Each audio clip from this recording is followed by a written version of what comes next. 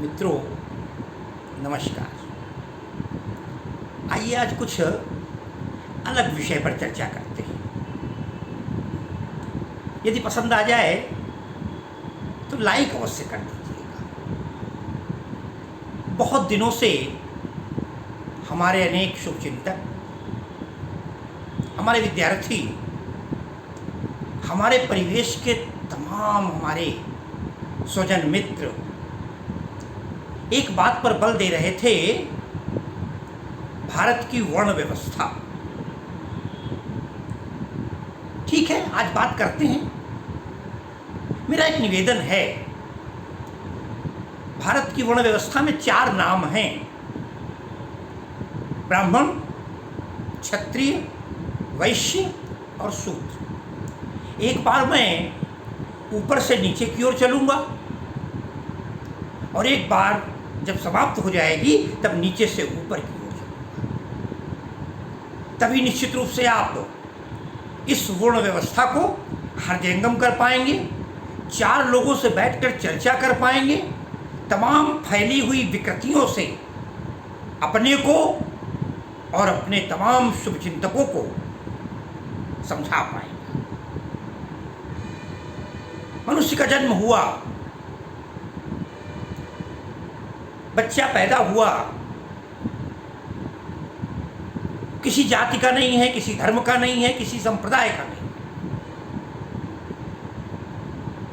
हमारे शास्त्रों ने कहा, जन्मना जायते शूद्रः। जन्म से हर व्यक्ति शूद्र है, हम हो, आप हो या कोई। ऐसा क्यों कहा? शूद्र शब्द क्षुद्र से बना है। क्षुद्र माने होता है खराब, तमाम जगह। कुछ भाषा में शब्दों का, वर्णों का, उच्चारण का भारत में अलग अलग है। कहीं चाय को शाय कहते हैं, कहीं पीने को खाना कहते हैं। जन्मना जायते शूद्रः, जन्म से सभी शूद्र हैं, क्षुद्र हैं। क्षुद्र क्यों?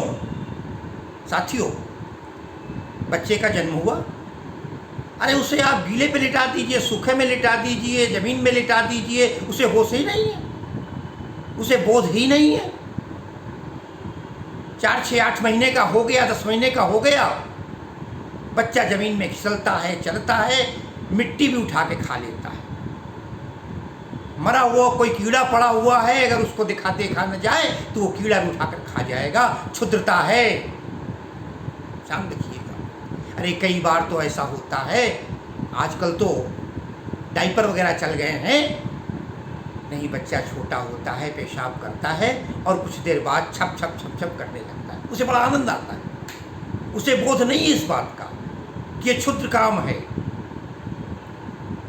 अगर माँ न देख ले तो कभी कभी तो वो हाथ ले जा करके अपने मुख पे रख लेता है।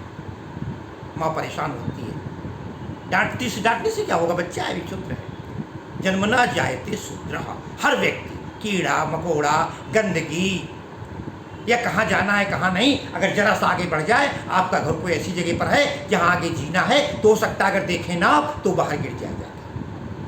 क्षुद्र है, उसे होश नहीं है, उसे जानकारी नहीं है, बोध नहीं है, इसलिए वो शूद्र हुआ। लेकिन ध्यान रखिएगा, हम 1 से 4 की ओर बढ़ रहे हैं, बढ़ते हैं। ध्यान रखिएगा इस बात का कि जन्म से चले हैं अब, लेकिन वो हमेशा शूद्र नहीं रहता। अब थोड़ा सा आगे बढ़ा, बच्चा हो गया 3 साल का, मान लेते 4 साल का हो गया, घर में कोई रिश्तेदार आए, चलते समय बच्चे को उन्होंने 100 रुपए का नोट दे दिया, बच्चा दौड़ के ले लेता है, नोट देखते ही वो पकड़ लेता है। कभी कभी माँ कहती है, अरे क्यों ले लिया? और कई बार कुछ बच्चे तो ऐसे चालाक होते हैं, पैसा लेना चाहते हैं लेकिन माँ की ओर देख रहे हैं, क्योंकि माँ ने पहले शिक्षित कर दिया है किसी से कुछ लेना नहीं है।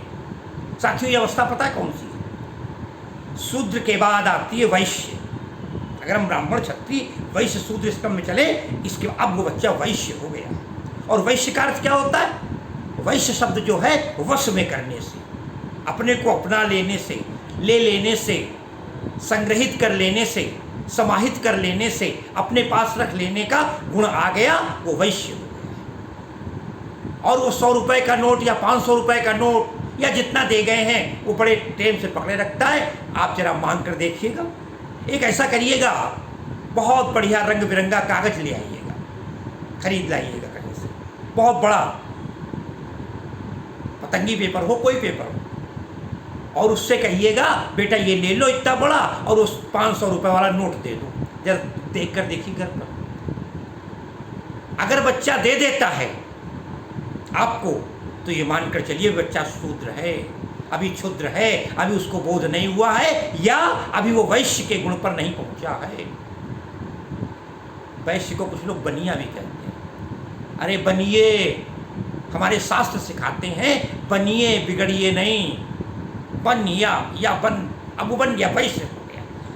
वैसे आपको मैं बता दूं 98% बच्चा 3 साल 4 साल की उम्र में रुपए को ले लेगा और उस कागज को नहीं लेगा, अखबार नहीं लेगा, उसे और कोई चीज़ देना चाहोगे वो नहीं लेगा, नोट पकड़े रहेगा। हाँ, हो सकता है चॉकलेट दें आप, वो भी वश में करने की चीज़ आ गई, अब वो जानता है इसको खाने को मिलेगा, अब वो वैश्य में आ गया, अब वो वैश्य हो गया है। लेकिन वो हमेशा वैश्य नहीं रहेगा। देखें अब हम शूद्र से कैसे ब्राह्मण बने और ब्राह्मण कैसे बने, किसने बनाया, किसने शूद्र बनाया, किसने वैश्य बनाया, सारी बातचीत कर रहे हैं आपसे। वैश्य हो गया, सब कुछ वश में कर ले। अरे कुछ बच्चे तो ऐसे होते हैं, हमारी बेटी की बेटी अक्सर कहा नाना जी इतने रुपए हो गए आपके पास, वो पैसे जोड़ने की आदत होती है, संचय की आदत हो जाती है। किसी ने इतने दे दिए, अगर कोई मुझे दे देगा तो मेरे पास 500 हो जाएंगे, 400 हो जाएंगे, 400 हो जाएंगे, 200 हो जाएंगे, 1000 हो जाएंगे, जहाँ जैसी व्यवस्था है। यह बच्चे थोड़े थोड़े पैसे इकट्ठा करता है, जोड़ता है, और वो धनवान बनना चाहता है, वैश्य हो गया है, लाला बनना चाहता है, इसलिए अब वो वैश्य है। लेकिन वो वैश्य भी नहीं रहता बहुत दिन तक, क्योंकि आगे बढ़ना है, उत्तरोत्तर विकास होना है, हमें ब्राह्मणत्व की ओर जाना है। तो वश्य इति वश्या, जो कुछ वश में कर ले वो वैश्य है। अब साथियों, वही बच्चा जो कभी जमीन में पड़ी हुई गंदगी उठाकर खा लेता था, शूद्र था, फिर वैश्य हुआ, नोट देने के तैयार नहीं रहता था, वही बच्चा अपने मित्रों के साथ बर्थडे पार्टी में हजारों रुपए खर्च करने को तैयार है।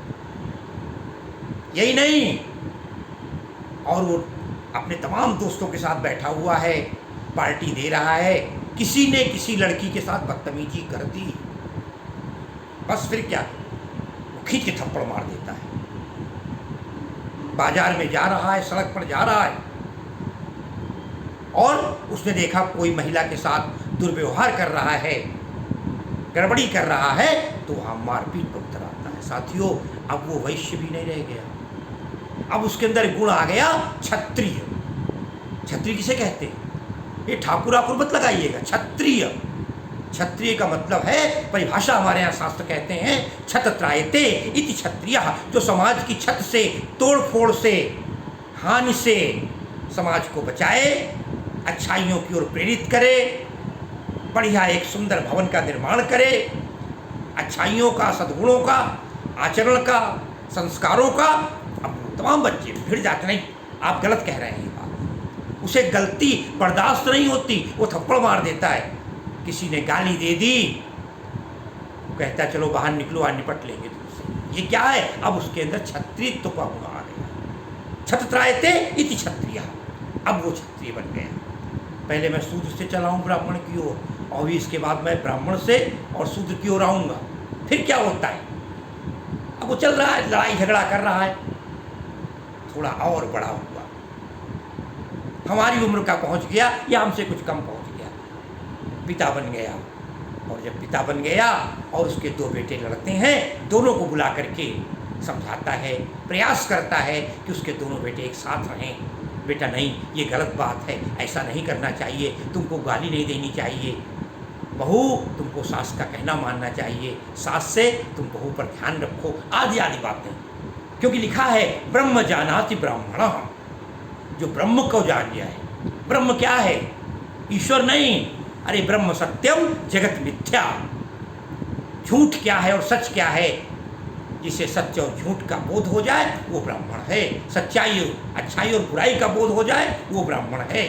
अब ये ब्राह्मण बन गए। शूद्र से चला हुआ व्यक्ति फिर वो कोई लड़ता है तो भी शांति कराना चाहता है। ओम शांति शांति शांति। कभी धार्मिक कार्यों में लगता है, कभी नाना प्रकार के कार्यों में लगता है और प्रयास करता है कि हमारे परिवार में, हमारे समाज में सब प्रेम से रहें, स्नेह से रहें, एक साथ रहें, आत्मीय संबोधन बना रहे।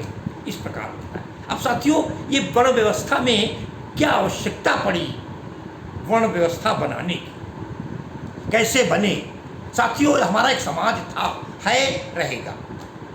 जब घर में कोई कार्यक्रम होता है तो हम उस कार्यक्रम में तमाम सारे लोगों को, अपने घर के जितने सदस्य हैं उनको अलग अलग काम बांट दिया। स्वाभाविक है, एक आदर्श समाज की स्थापना के लिए कार्य का विभाजन होना बहुत जरूरी है। विद्यालयों में होता है, कोई परीक्षा विभाग देख रहा है, कोई CCA डिपार्टमेंट देख रहा है, कोई अन्य कोई विभाग देख रहा है, कोई प्रवेश विभाग देख रहा है, कोई अनुशासन देख रहा है, कोई पुस्तकालय देख रहा है, कोई विज्ञान प्रयोगशाला देख रहा है। जो जिसके अंदर योग्यता है उस योग्यता के अनुसार लोगों को कार्य का विभाजन कर दिया जाता है। ये परंपरा रही है। अब तो हम लोग कॉन्ट्रैक्ट दे देते हैं शादी ब्याहों में। ने एक परंपरा थी, हमारे ये चाचा जी हैं, इनको हलवाई के पास बैठकर काम करवाने का बड़ा शौक है और अच्छा अनुभव है, इनके पास ये जिम्मेदारी। ये टेंट लगवाने का काम जानते हैं, इनको ये जिम्मेदारी। ये वित्त विभाग संभालेंगे पैसे रुपए का, क्योंकि इनको लिखा पढ़ी में योग्यता है, प्रवीणता है। साथियों, हमारे पूर्वजों ने भी समाज को आदर्श बनाने के लिए, बहुत सुंदर बात चलेगी अब, पर सुंदर आदर्श बनाने के लिए समाज में सबसे बड़ी आवश्यकता थी शिक्षा। बिना पढ़ा नर पशु कहावे, सदा सैकड़ों दुख उठावे। समाज शिक्षित हो, क्योंकि शिक्षा जो है विद्या विनम्रता प्रदान करती है। समाज को विनम्र बनाने के लिए, अच्छा बनाने के लिए, शिक्षित बनाने के लिए एक नियम बना कि हम पढ़ाई करेंगे और पढ़ाई करवाएंगे। उन्होंने देखा कौन ऐसे लोग हैं जो शिक्षा का कार्य संभाल सकते हैं। 6 काम लिए गए: विद्या पढ़ना और विद्या पढ़ाना, दान लेना, दान देना, यज्ञ करना और यज्ञ कराना। धार्मिक अनुष्ठान आ गया, यज्ञ करना, दान लेना, दान देना, आय व्यय हो गई, और पढ़ना और पढ़ाना, शिक्षित करना। 6 काम सौंप दिए गए उसको जिसने इस कार्य को संभाला। पूछा गया, हाथ उठाए गए होंगे, तय हुआ होगा, साक्षात्कार हुआ होगा किसी रूप में, जिनको इनके अंदर ये गुण थे विद्वता के। यज्ञ भी कर सकते थे, मंत्रोच्चारण कर सकते थे, यज्ञ करा सकते थे, समाज में दान देना लेना स्वीकार कर सकते थे, स्वयं दे सकते थे, और लोगों को पढ़ा करके शिक्षित बना सकते थे, अबोधता से सुबोधता की ओर ले जा सकते थे। उनको ब्राह्मण नाम दिया गया। ब्राह्मणों के 6 काम ध्यान रखिएगा। ये काम 6 अगर आप कर रहे हैं तो आप ब्राह्मण हैं, अन्यथा आप ब्राह्मण नहीं हैं। विद्या पढ़ना, विद्या पढ़ाना, दान लेना, दान देना, यज्ञ करना और यज्ञ कराना। अब आप यज्ञ नहीं करा रहे, आपको एक मंत्र याद नहीं है, आप पढ़े लिखे नहीं है, काहे के ब्राह्मण? आइए, उसके बाद लोगों लग गए, लोग ब्राह्मण लोग पढ़ाने लगे, आश्रम बन गए, गुरुकुल बन गए, पाठशालाएं बन गई, मंदिर मठ बन गए, कार्य समाज में शुरू हो गया। अरे समाज में हर प्रकार के लोग होते हैं, 4 उंगलियां 5 उंगलियां बराबर नहीं होती। कुछ लोगों ने व्यवधान डालना शुरू कर दिया, सीमा की सुरक्षा। वहाँ पढ़ाई हो रही है, कुछ लोग बवाल कर, अरे भाई विश्वामित्र जी जब यज्ञ कर रहे थे तब भी तमाम लोग व्यवधान डाल रहे थे, इस काम में भी व्यवधान शुरू हो गया। तभी युवा भाई दिक्कत है। हर अच्छे काम में व्यवधान होता है। चलो एक काम करते हैं, कुछ लोग लगा देते हैं पहरेदार के रूप, जो सशक्त हो, शक्तिशाली हो। फिर एक पूर्वजों ने मीटिंग की समाज की, उन लोगों की जो पढ़ा रहे थे उनको छोड़ दिया, जो यज्ञ करा रहे उनको छोड़ दिया, उनको ब्राह्मण नाम दे दिया। साथियों, उसे विप्र भी कहा गया। विप्र विशेष प्रिय था समाज का वो, क्योंकि जब हम यज्ञ कराते हैं तो लोगों की शांति की कामना करते हैं, जब दान देते हैं तो लोगों की भलाई करते हैं, जब दान लेते हैं तो लोगों के तमाम कष्टों को हम ले लिया करते हैं, जब हम शिक्षा का रूपी प्रकाश फैलाते हैं तो अंधकार को दूर करते हैं। उनका तो काम हो गया था ब्राह्मणों का। अब फिर हाथ उठवाए गए, कौन तैयार है, कौन शक्तिशाली है, कौन सीमा पर रहेगा, कौन लोगों को आने वाले गड़बड़ियों से दूर कराएगा, समस्याओं का समाधान करेगा। जिन लोगों ने स्वेच्छा से हाथ उठाया होगा या जिनका चयन हुआ होगा उनको क्षत्रिय कह दिया गया। मैंने बताया था क्षत्रत्रायते इति क्षत्रिया। फिर क्या था, वो लोग लग गए और क्षत्रिय हो गए। ठीक है, चल अच्छी बात, 2 वर्ग बन चुके थे।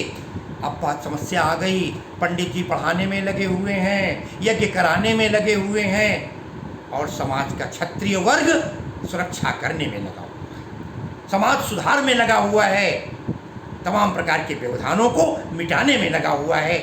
खाना कैसे खाया जाए, खेती कौन करेगा, अभी तमाम काम समाज के बाकी पड़े थे। फिर एक मीटिंग का आयोजन हुआ होगा और कहा गया, अरे भाई कृषि का कार्य है, पशुपालन का कार्य है, व्यापार का काम है, ये तमाम सारे काम जिसमें लोगों में प्रवीणता हो, पढ़े लिखे भी थोड़ा बहुत होने चाहिए, हिसाब किताब भी रखने वाले होने चाहिए।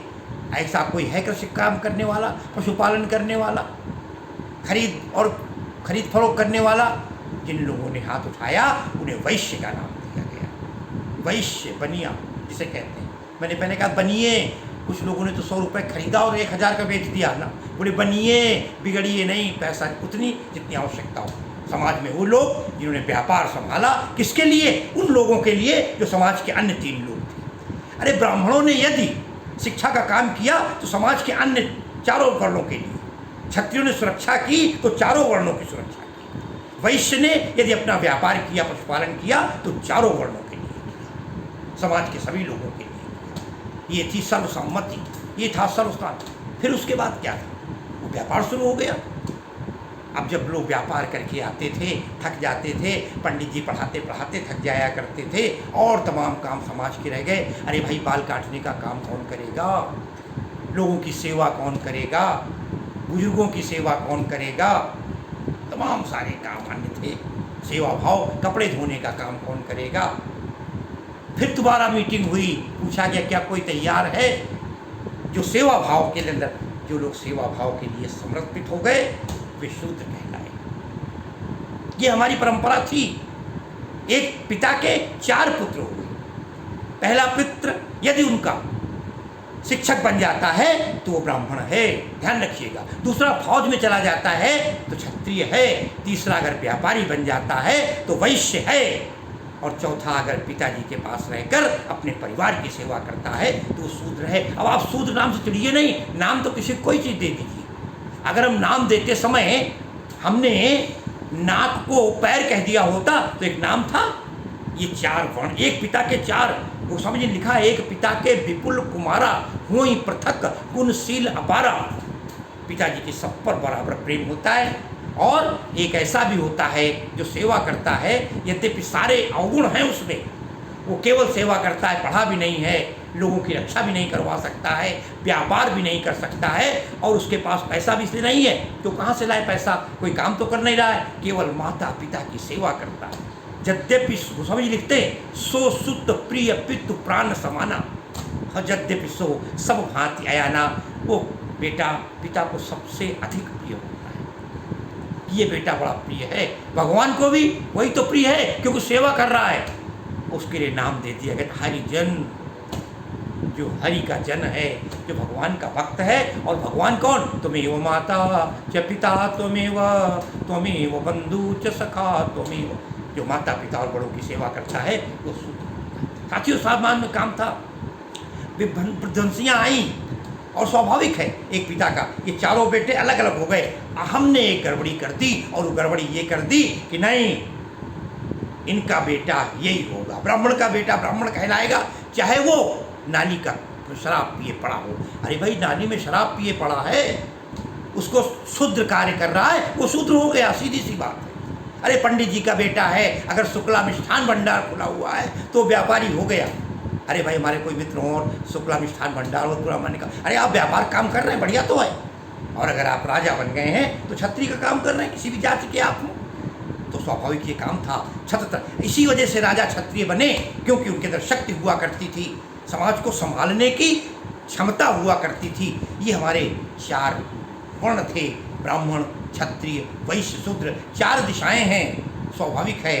तो इन 4 दिशाओं में जो 4 हमारे वर्ण बने थे, हमने समाज में तमाम प्रकार का विदूषण कर दिया, प्रदूषण फैला दिया, और उसका बेटा वही होगा। अरे भाई, मान लो शुरू में हमारे कोई रिश्तेदार हैं और उनसे कह दिया गया कि आप जो हैं हलवाई के पास रहेंगे, तो ये आवश्यक थोड़ी उनका बेटा हलवाई के पास रहेगा। अरे बेटे में इतनी क्षमता होगी, दूसरा काम करेगा। तो कर्म के अनुसार ये हमारे यहाँ बना था, पूर्वजों ने बनाया था, हमने तमाम प्रकार से बदनाम कर दिया। आज आवश्यकता है समाज में अपने कर्म को पहचानने की। और अगर हम ब्राह्मण हैं तो मैं तो यही कहूँगा कि हमें 6 कर्म जो दिए गए हैं, उन कर्मों में अडिग हो, उन कर्मों का निस्तारण करें।